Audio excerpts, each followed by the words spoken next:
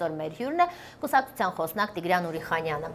Պարոն Ուրիխանյան, շնորհակալություն մեր հաղորդմանը մասնակցելու համար։ Ես եմ շնորհակալ։ Ձեր հայտարարությունը միանշանակ չի ընկալվել։ Կխնդրենք մանրամասնել, ինչ է սա նշանակում։ Նշված է կանգնած եք ժողովրդի կողքին, այսինքն դուք դուրս կգաք փողոց կմիանաք Ժառանգություն կուսակցության այս պայքարին։ Միանշանակ չի ընկալվել ում կողմից։ Տարբեր քաղաքական ուժերի, ես օրինակ էլ կբերեմ առաջին հարցից հետո։ Կարծում եմ բոլոր ողջամիտ մարդկանց համար, ովքեր հետևում են Բարգավաճ Հայաստանի գործունեությանը, ովքեր հետևում են մեր քվեարկություններին, ովքեր հետևում են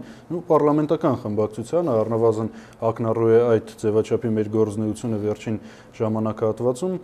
հատկապես իրենց մոտ հարց չի առաջանա, որովհետև հեշտ է այո դուրս գալ փողոց ինչ որ մի կարճաժամկետ հեռանկարի ձևաչափի ավելի ճիշտ շրջանակների մեջ կազմակերպել քաղաքական գործողություններ, ակցիաներ։ Հեշտ է խոսել,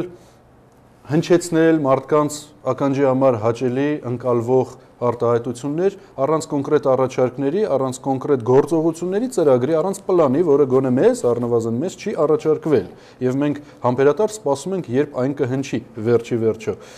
Եվ շատ ավելի դժվար է նստել ու գրել։ Նստել ու գրել այն կանոնները, ըստ որոնց մարդիկ պիտի ապրեն։ Նստել գրել այդ կանոնները եւ փորձել դրանք անցկացնել քաղաքական մենաշնորհի արկայության պարագայում։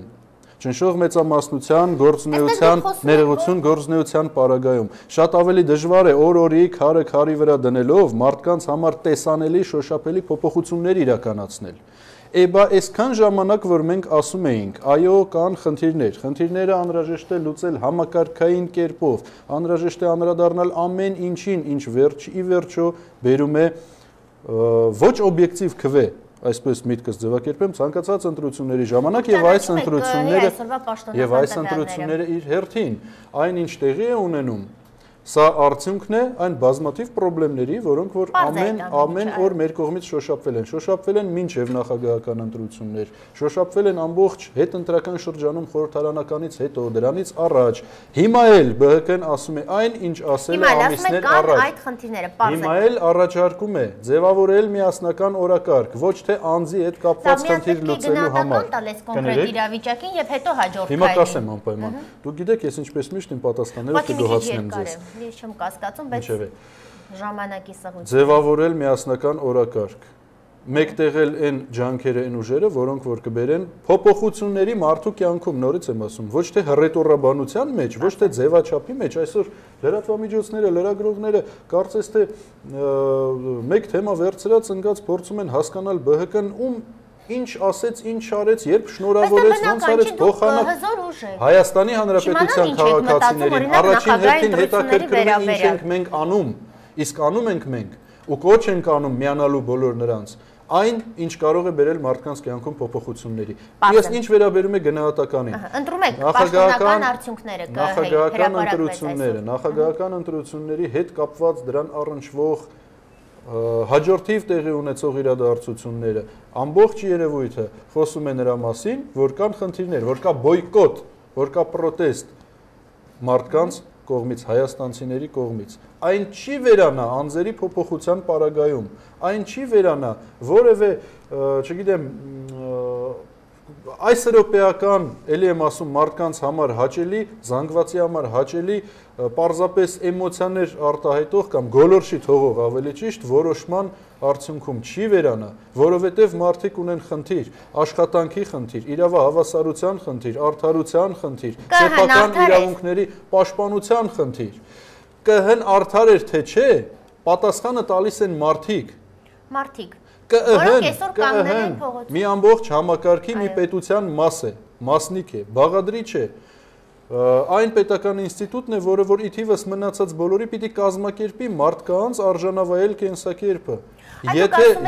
այն տեղի չի ունենում, նորից եմ ասում, մարդկանց մոտ առաջանում է բողոք ու զայրույթ, եւ ով ուզում է ընտրվի նախագահ, քանի մարդը կլինի սոված, քանի մարդը չի ունենա աշխատանք, չի ունենա դեղ կամ դեղ գնելու միջոց, այդ մարդը դուրս է գալու հրապարակ, դուրս է գալու փողոց, դուրս էլ չգա, դուրս է գալու երկրից։ Եվ եթե դուք ուզում եք, որպեսզի ես հնչեցնեմ քաղաքական գնահատականներ կամ մյուս մեր հարգելի լրագրողները, որոնք որ ես հասկանում եմ, փնտրում են ինտրիգ, փորձում են բռնացնել յուրահատուկ ձևակերպումներ, գնահատականը սպառս չէ, կյանքը լավը չի մեր երկրում։ Ու հարկավոր է նստել ու աշխատել, որպեսզի կյանքը երկրում լավանա, ոչ թե զբաղվել երկրորդական, երրորդական բաներով։ Ու գիտեք ինչ կա։ Այսինքն հիմա կարևոր չի ով է ընտրվել։ Չեն գալիս ազգային ժողով, չեն գալիս, բոյկոտում ենք, բողոքում ենք, ընդունում եմ, հարգում եմ, դա էլ է ձև, բայց շատ ավելի դժվար է գնալ, աշխատել, հակադրվել, պայքարել, այնինչ օրինակ անում է ձեր խոնարհ ծառան, հանձնաժողովների աշխատանքների ժամանակ, ծաղր ու ծանակի ու քմծի ծաղների ներքո քաղաքական մեծամասնության կողմից,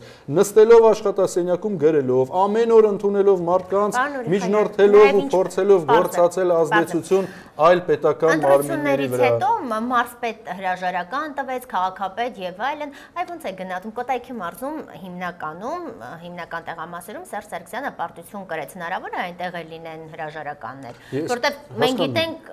Գագիկ Ծառուկյանի հեղինակությունը Կոտայքի մարզում ինչու պարտվեց, մասնակցեց ձեր թեկնածուն, ոչինչ չարեցիք։ Մենք գիտենք Գագիկ Ծառուկյանի հեղինակությունը նաեւ ամբողջ Հայաստանի Հանրապետության տարածքում եւ Սփյուռքում։ Բայց ես կուզեի, որպեսզի պետական պաշտոնյաները հրաժարական տային ոչ թե շեֆին չմատուցված բավարար ծառայությունների համար, այլ սեփական պետական գործառույթները չկատարելու կամ ոչ պատշաճ կատարելու արդյունքում։ Ես չեմ ուզում ոչ մի կերպ քննարկել ինչ պատճառով տվեցին, այսինքն արդյոք կապ ուներ ընտրությունների ընթացքում իրենց համար բավարար կամ անբավարար քվե ապահովելու հետ կապված էր դրանց հրաժարականները թե ոչ։ Ես ուզում եմ որպեսզի մեր երկրում նորից եմ կրկնում, մարդիկ աշխատեն կամ ոչ, կախված նրանց ունակություններից։ Հանրապետական կուսակցության պատգամավոր Հովհաննես Սահակյանը արդեն հայտարարություն է արել ԲՀԿ-ի ձեր հայտարարության վերաբերյալ եւ ասել է, որ դուք չստանձնեք հանրապետականի եւ ժողովրդի միջև այդ կապող ուղղակի դերը։ Հիմա այդ հայտարարության նման դերը եք ուզում ստանձնել։ Ուրեմն Հովհաննես Սահակյանը չէ որ պիտի մեզ խորհուրդ տա դա մեկ,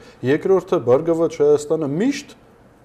կանգնելու է ժողովրդին հուզող խնդիրներ լուծողների առջև եւ պահանջատիրաբար դնելու է այդ հարցերը։ Հիմա ով էլ որ մենք բոլոր հարթակներում ենք, այդ ժողովուրդը ինքը ԲՀԿ-ական է, դուք շատ լավ գիտեք ինչ թվով։ Այնպես որ եթե ինչ որ մի պահի եթե ինչ որ մի պահի դուք հասկանում եք որ ես կանխատեսում եմ միշտ ձեր հարցերը եթե ինչ որ մի պահի ԲՀԿ-ն թույլ տվեց որպեսզի ընթացքները զարգանան չասեմ իրենց հունով որոշակի հունով որպեսզի պարզապես բոլորի համար տեսանելի լինի թե ինչ կարող է լինել եթե բազմակետ դա ոչ մի կերպ եթե բազմակետ նկատենք ԲՀԿ-ն չի դա ոչ մի կերպ չի նշանակում որ մեր ազդեցությունը կարող է նվազել նորից եմ ասում այն ինչ մի անգամ ձեր տաղավարում ասել եմ երբևէ որևէ նախագահական ընտրություններին ԲՀԿ-ն չի մասնակցել եւ տեխնացու չի առաջադրել բայց դա չխանգարեց շուրջ 5 միլիոնի քվե հավաքել խորհրդարանական ընտրությունների ժամանակ որովհետեւ դրա հիմքում դրված է աշխատանքը շարունակվելու է քվեներն էլ ավելանալու են Շատ լավ, շնորհակալություն մեր հաղորդմանը մասնակցելու համար, մենք ձեզ մաղթում ենք հաջողություն։